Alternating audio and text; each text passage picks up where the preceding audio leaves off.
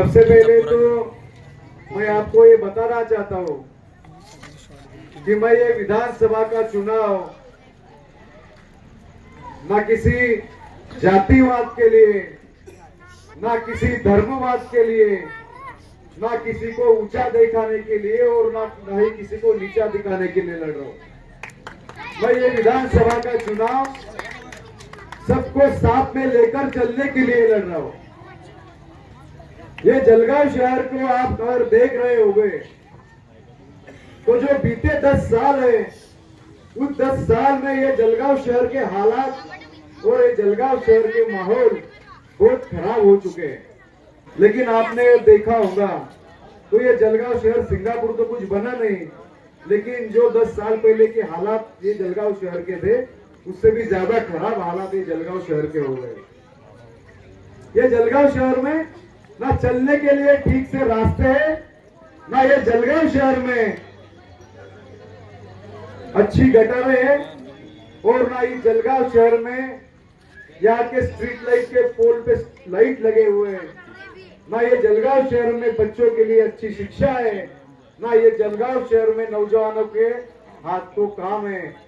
मैंने जब विकास काम किए तो सबसे पहला काम आजाद नगर की मुस्लिम बस्ती से शुरू किया, जहाँ पे बहुत साल पहले ना रास्ते थे ना गटर थे। सबसे खराब अवस्था उस आजाद नगर की और हुड़को की थी।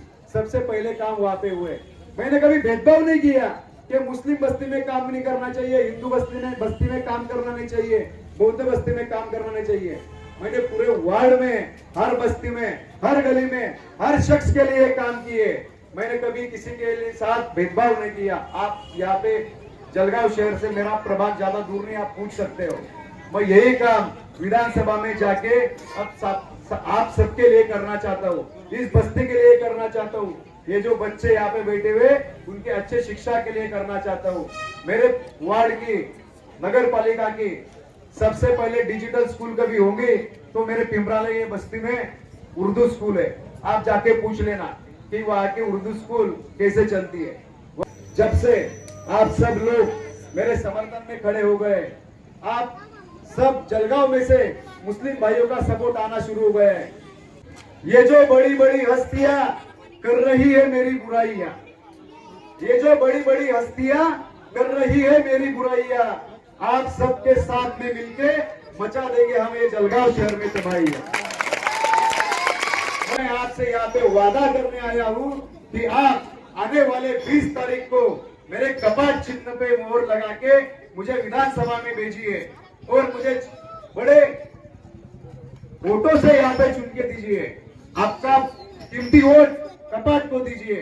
मैं आपको वादा करता हूँ कि यहाँ पे जो बोली गई बातें हैं कि मैं चुन के आने के बाद बीजेपी के समर्थन में खड़े हो जाऊंगा, मैं चुन के आने के बाद यहाँ पे सेक्युलरिज्म खत्म कर दूंगा, मैं चुन के आने के बाद यहाँ पे जो बताई बातें हैं वो सब विकास की वो सब भूल जाऊंगा।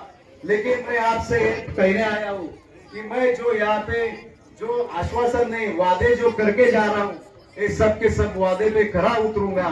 मैं किसी के जो यहाँ पे सेक्युलरिज्म के खिलाफ है उनके समर्थन में कभी खड़ा नहीं होऊंगा, क्योंकि मेरा उद्देश्य ये जलगांव शहर के सब हिंदू, मुस्लिम, बौद्ध और जो यहाँ पे शहर में रहने वाले घटक है उनको सबको साथ में लेके चलने का है।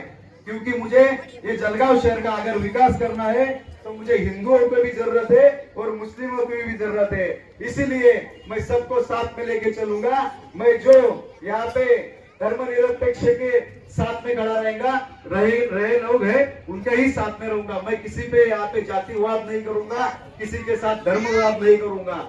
मैं यहाँ पे आपको इतना ही बताना चाहता हूँ कि जो यहाँ पे जो समस्याएं खड़ी हो चुकी है, यहाँ के जो मूलभूत नागरिक सुविधाएं जो लोगों को मिल नहीं रही है, सबकी सब सुविधा के लिए यहाँ पे काम करूंगा।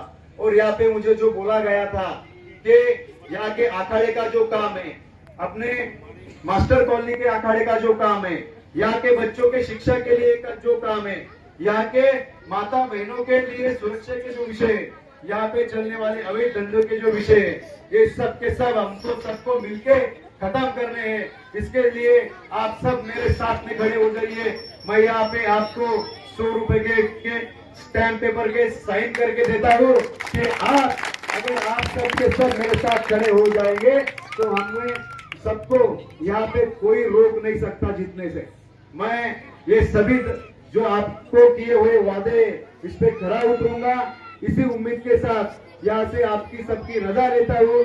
आने वाले 20 तारीख को आप न भूलते हुए जल्दी यहाँ पे वोटिंग करने के लिए जाइए।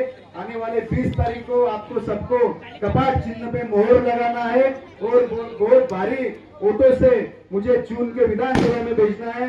यही आपसे सबसे विनती करता हूँ और आप सबकी यहाँ पे शुक्रिया भी अदा करता हूँ कि आप सब यहाँ पे इतनी देर तक खड़े रहे। इतनी मेरी बात बोल के खत्म करता हूँ। धन्यवाद।